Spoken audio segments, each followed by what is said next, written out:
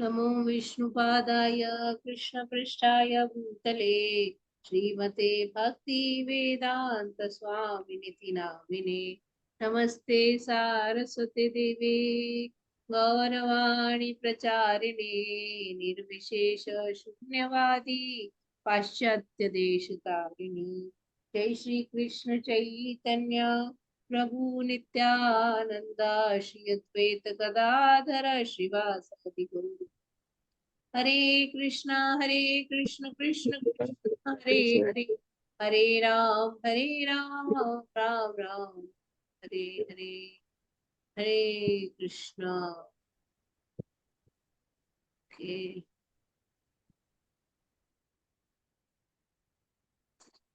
प्रीति शर्मा माता जी पढ़िए। मैम कहाँ से पढ़ना है? मैं समझ सकती हूँ या? हाँ मैं यहीं से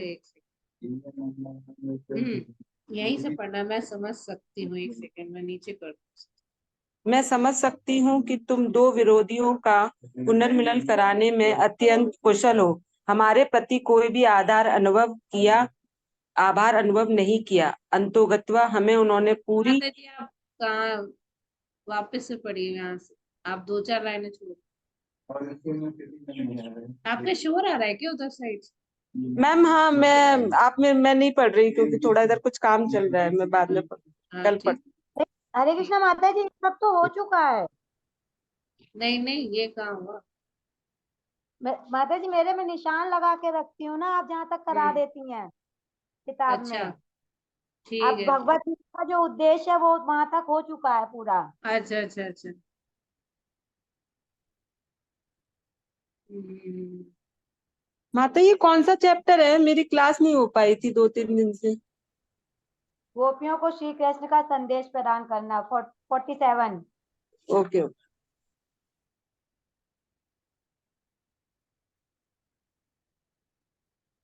जी माता जी यही है। नहीं नहीं, क्योंकि इस प्रकार की तपस्या वाला है। यहाँ से चूंकि श्री कृष्ण अद्वय है। नहीं, क्योंकि इस प्रकार की तपस्या की पूर्णता। ये भी हो चुका। जी ये सब हो चुका माता जी। ये भ्रमरदूत हो चुका पूरा, भ्रमरदूत वाला। हम्म। माता जी इस तरह से पढ़ना, उद्धव जी समीप ही खड़े थे और उन्होंने राधा रानी को इस प्रकार चर्चा करते हो गया। ठीक है भाई, फाइनली पहुंच ही गए। ये शालिनी माता जी आप पढ़िए। हरे कृष्णा माता जी। अब भी हो गया है। ये गीता का आपने पूरा करा दिया था कि हमारा मतलब गीता का मेन उद्देश्य क्या है।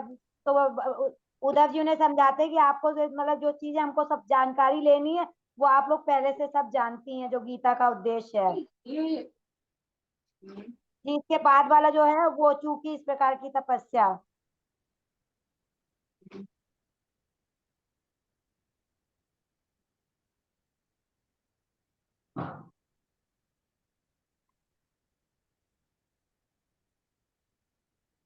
जी माता जी। पढ़ू माता जी? पढ़िए। धन्यवाद। हरे कृष्ण माता जी। हरे क्योंकि इस प्रकार की तपस्या की पूर्णता गोपियों के जीवन में पूर्ण रूप से दिखती थी, अतः उद्धव जी उनकी दिव्य स्थिति को देखकर पूर्ण रूप से संतुष्ट थे। उन्होंने आगे कहा, प्रिय गोपियों, श्री कृष्ण के संबंध में जो भाव आपने बना लिया है उसे प्राप्त करना महर्षियों और संतों के लिए भी अत्यंत कठिन है। आपने जीवन की सर्वोच्च सिद्धि की स्थिति प्राप्त कर ली है। आपके लिए यह एक महान वरदान है कि आपने भगवान श्री कृष्ण पर अपना मन केंद्रित कर लिया है और अपने परिवार, घर संबंधियों, पति और संतान को त्याग कर केवल श्री कृष्ण को प्राप्त करने का निश्चय कर लिया है। क्योंकि अब आपका मन पूर्ण रूप से परमात्मा श्री कृष्ण में मग्न हो गया है, अतः आप में अपने आप ही सार्वभौम प्रेम विकसित हो गया है। मैं इसे अपना परम सौभाग्य मानता हूँ कि आपकी कृपा से ही आपकी यह स्थिति देखने का सुअवसर मुझे मिला है। धन्यवाद माता जी। हरे कृष्णा। हरे कृष्णा। Thank you. देखिए अब एक हफ्ता हो जाता है, भूल भी जाते हैं। और मैं ना इसको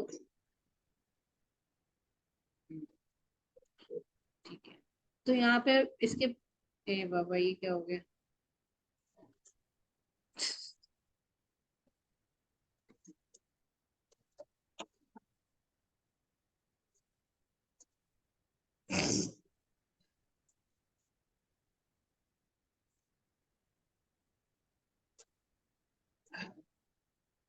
फिर से चला गया, हाँ ठीक है। तो यहाँ पर वो बोल रहे हैं कि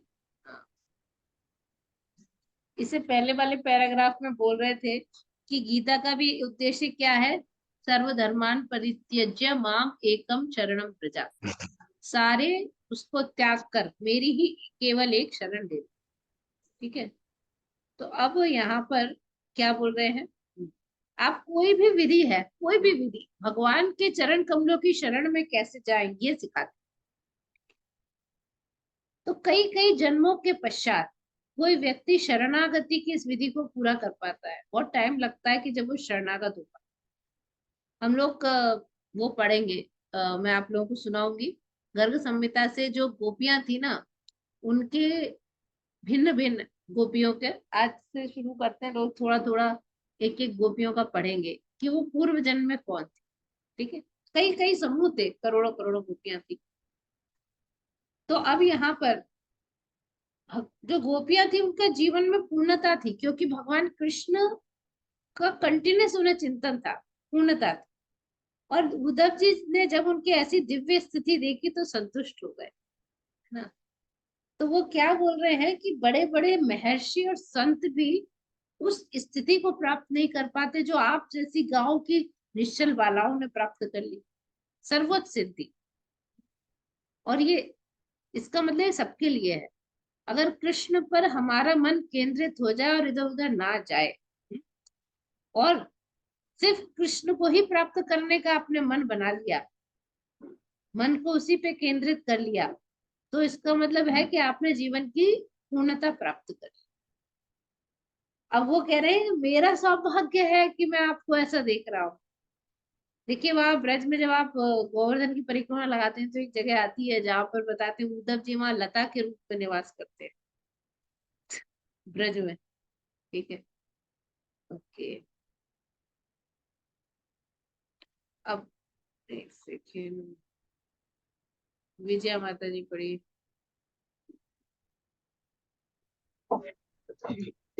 हरे कृष्णा माता जी, धन्यवाद प्रणाम। जब उद्धव जी ने कहा कि वे श्री कृष्ण का एक संदेश लाए हैं, तो गोपियां अपनी सर्वश्रेष्ठ स्थिति के विषय में सुनने से अधिक उस संदेश को सुनने को अधीर हो उठी। अपनी उच्च स्थिति की प्रशंसा सुनने में उनकी रुचि नहीं थी। उन्होंने श्री कृष्ण का वह संदेश सुनने के हेतु उद्विग्नता प्रदर्शित की जो जो उद्धव लाए थे। उद्धव जी ने कहा, प्रिय गोपियों, आप महान और मृदु स्वभाव की भक्त हैं। आप तक यह संदेश भेजने के लिए मुझे विशेष रूप से नियुक्त किया गया है। श्री कृष्ण ने मुझे आपके समीप विशेष रूप से भेजा है, क्योंकि मैं उनका सर्वाधिक अंतरंग दास हूँ। श्री कृष्ण का जो लिखित संदेश उद्धव जी लाए थे, उसे उन्होंने गोपियों को नहीं दिया, अपितु स्वयं ही उसे उनके समक्ष पढ़कर सुनाया। वह संदेश अत्यंत गंभीरता से लिखा हुआ था, जिससे कि न केवल गोपियां अपितु समस्त प्रयोगवादी ज्ञानी दार्शनिक भी समझ सकें कि शुद्ध भगवत प्रेम किस प्रकार भगवान की विभिन्न शक्तियों से स्वाभाविक रूप से जुड़ा हुआ है। वैदिक ज्ञान से यह ज्ञात होता है कि भगवान अनेक शक्तियों से युक्त है। परास्य शक्ति विविध एव श्रूयते। गोपियां श्री कृष्ण की इतनी अत्यंत शक्तियां थीं कि उन्हें संदेश लिखते समय वे अत्यंत द्रवित हो गए थे और स्पष्ट रूप से नहीं लिख पाए। बृहस्पति के शिष्य उद्धव जी की बुद्धि अत्यंत तीव्र थी, अतएव लिखित संदेश गोपियों को देने के स्थान पर उन्होंने उचित समझा कि वे स्वयं ही उसे पढ़कर उन्हें सुना दें और उसकी व्याख्या भी कर दें। हरे कृष्ण माता जी। हरे कृष्ण, थैंक यू। देखिए अब उद्धव जी ने सोचा मैं खुद ही संदेश सुनाऊंगा, क्योंकि जब भगवान लिख रहे थे तो बहुत ज्यादा वो क्या हो गए, द्रवित हो गए। इतना ज्यादा उनका प्रेम था गोपियों से, स्पष्ट रूप से नहीं लिख पा रहे थे। लेकिन क्योंकि ये जो शिष्य थे किसके थे, बृहस्पति के शिष्य थे। उद्धव जी ने बृहस्पति जी से, कोई ज्यादा तेज हो कहते हैं बृहस्पति के शिष्य हो, है ना। तो बृहस्पति कौन है, देवताओं के गुरु हैं। तो इनकी बुद्धि बहुत तीव्र थी, इसलिए उन्होंने सोचा कि वो ढंग से उनको एक्सप्लेन कर देंगे। इसलिए उन्होंने सोचा मैं खुद सुनाऊं। उन्होंने ये भी बताया कि मैं उनका अंतरंग दास हूँ। उद्धव जी ने बताया कि इसलिए मुझे भगवान ने नियुक्त किया है संदेश पहुंचाने की।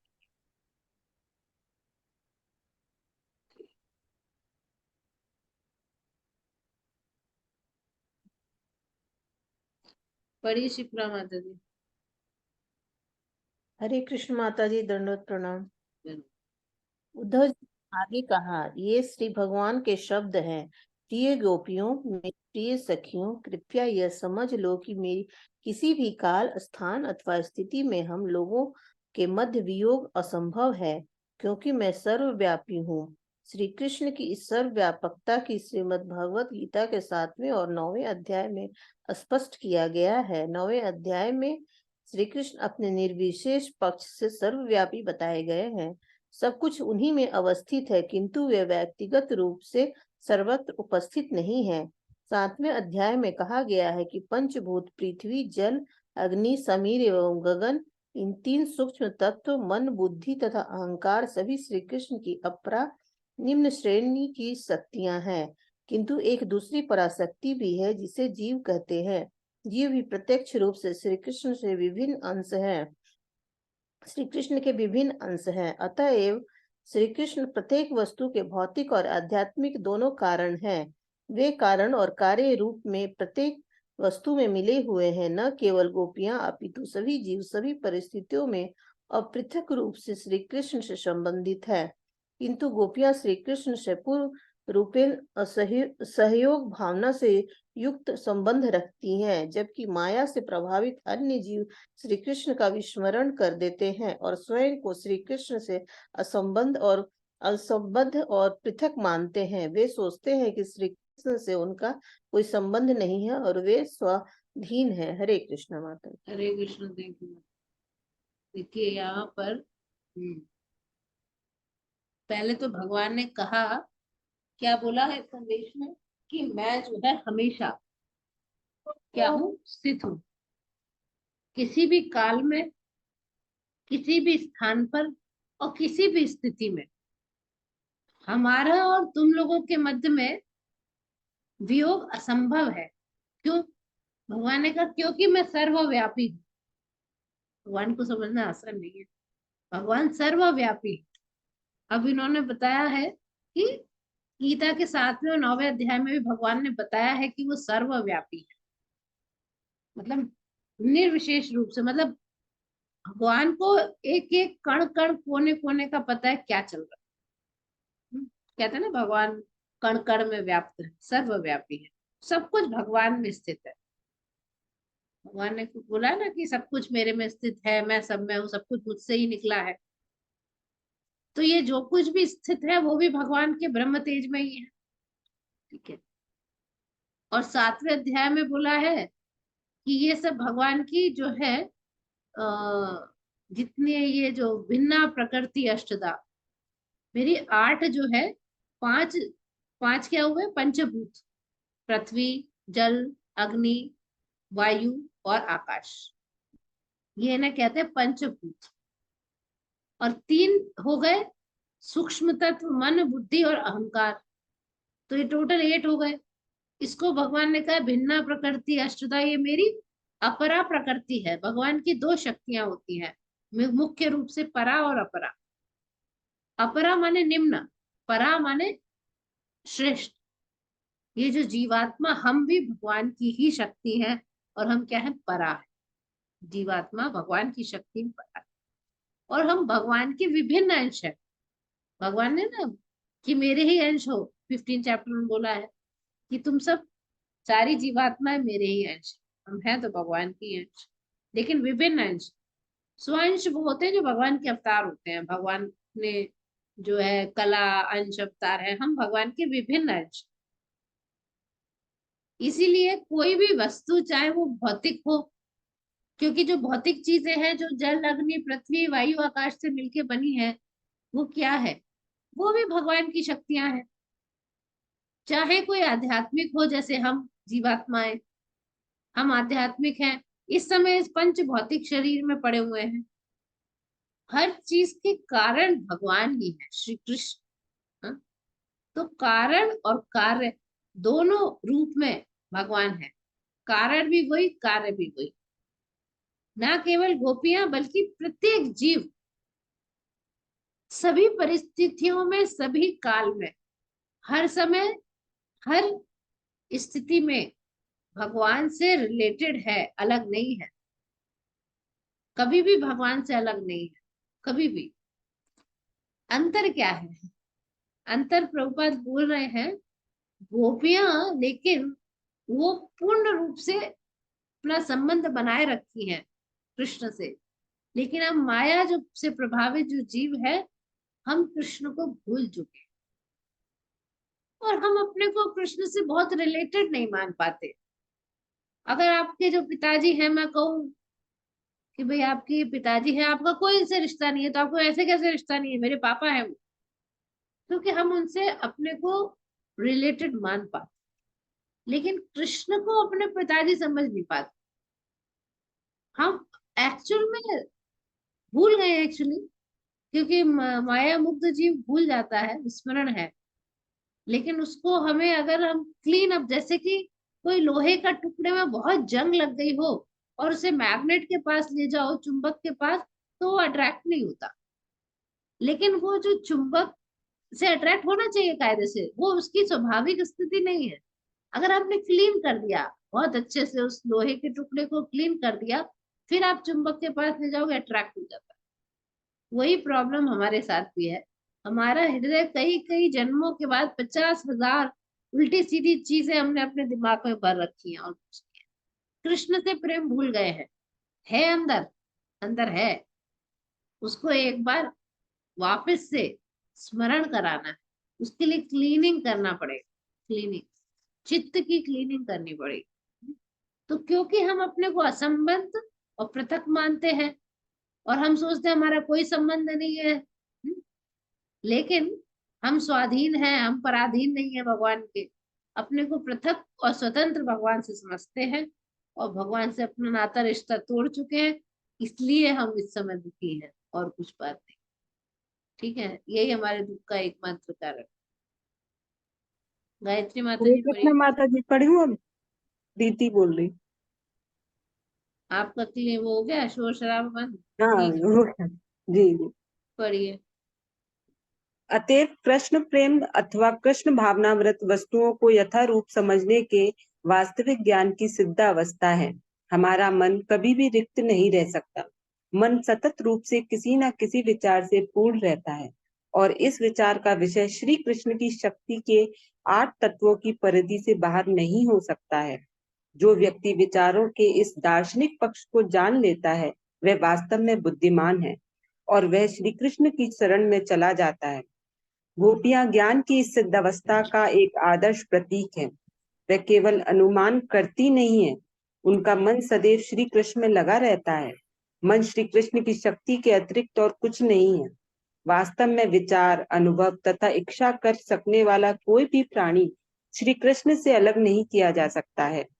किंतु जिस स्तर पर श्री कृष्ण के साथ अपने सनातन संबंध को समझ सकता है, उस स्तर को कृष्ण भावना अमृत कहा जाता है। ऐसी रोगग्रस्त अवस्था जिसमें वह श्री कृष्ण से अपने सनातन संबंध को नहीं समझ सकता, एक दूषित अवस्था अथवा माया है।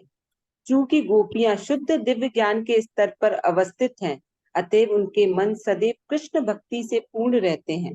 उदाहरणतः जिस प्रकार अग्नि तथा वायु में कोई पृथक तत्व नहीं है, उसी भांति श्री कृष्ण और जीव भी पृथक नहीं है। जब जीव श्री कृष्ण को भूल जाता है, तब वह अपनी सामान्य दशा में नहीं होता। जहाँ तक गोपियों का संबंध है, सदैव श्री कृष्ण का चिंतन करने के कारण विज्ञान की पूर्णता के सर्वोच्च स्तर पर स्थित है। तथाकथित प्रयोगवादी अर्थात ज्ञानी दार्शनिक कभी कभी सोचते हैं कि भक्ति मार्ग अल्प बुद्धि के व्यक्तियों के लिए है, किंतु जब तक तथाकथित ज्ञान मार्गी भक्ति का अवलंबन नहीं लेते, उनका ज्ञान निश्चित रूप से अशुद्ध और अपूर्ण है। वस्तुतः श्री कृष्ण से अपने सनातन संबंध को भूल जाने की स्थिति वियोग है, किंतु वह भी भ्रमात्मक है, क्योंकि वास्तव में कोई वियोग नहीं है। गोपियां कभी श्री कृष्ण से विलग नहीं हुई थी, दार्शनिक दृष्टिकोण से भी कोई वियोग नहीं था। हरे कृष्णा। हरे कृष्णा। Thank you. यहाँ पर क्या कह रहे हैं, प्रभुपाद समझा रहे हैं कि अगर हमारे अंदर कृष्ण प्रेम है, दैट मीन्स हम ज्ञान की जो है सिद्ध अवस्था में पहुंचे, तो हम चीजों को एज इट इज समझ पा रहे हैं जैसी वो है। कुछ लोग होते ना, कुछ भी न समझाओ समझ नहीं आता, जो चीज है वो समझ ही नहीं आती, तो दूसरा आदमी फ्रस्ट्रेट होता है, यार इसको जो सीधा सीधा है वो समझ ही नहीं आ रहा है ना। अपने को म्यूट रखें भी सब लोग, अनम्यूट करने से दिक्कत है। तो और प्रभुपाद ये भी समझा रहे हैं कि हमारा जो माइंड है कभी खाली नहीं। ये बात मानते ना आप लोग? मन में कोई ना कोई विचार चल रहा होता, कोई ना, है ना। एक्चुअल में हमने जो फीड किया होता है ना मन में, वही आता है। अगर किसी ने कभी नॉनवेज नहीं खाया अपने जीवन में, और उसके आसपास भी कोई नहीं खाता, उसने इतना एक्सपोजर नहीं है उसका नॉनवेज को लेकर, तो उसके मन में नॉनवेज वाली बातें नहीं आई, क्योंकि मन में वो फीड किया गया नहीं। लेकिन वही है ना, जो डालोगे वही निकलेगा। गार्बेज इन गार्बेज आउट, है ना। कचरा डालेंगे तो कचरा। तो अब हम पूरे दिन इधर उधर का बुराई, निंदा, ये बात जो जो डालते हैं वो भर उभर के आता है जब खाली बैठे। हालांकि भगवान की शक्ति के जो 8 तत्व है उससे अलग हटके कुछ नहीं है कोई भी चीज। तो जो दार्शनिक है वो जानता है कि सब कुछ कृष्ण से रिलेटेड है, सब कुछ, मन भी, इसलिए भगवान की शरण में चला जाता। और गोपियों का तो पूरे टाइम वो भगवान का ही चिंतन करती थी, और मन भी भगवान की शक्ति है।